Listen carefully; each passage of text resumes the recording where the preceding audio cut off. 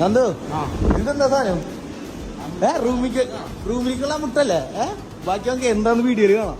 എന്താ സാധനം? ചീഞ്ഞ മണമുള്ള ഫ്രൂട്ടാണ്. അതാണ് നമ്മൾ ചലച്ചു കൊടുക്കാൻ പോലും. ഇനി ഇതിന്നൊരെണ്ണം എടുത്ത് കഴിച്ചു കഴിഞ്ഞാൽ 100 പോരെ ചെന്നതില്ല. തരാം.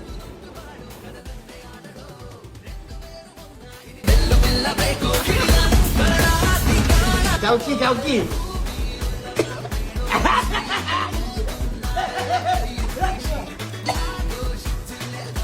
നന്ദു നന്ദു നന്ദു നന്ദു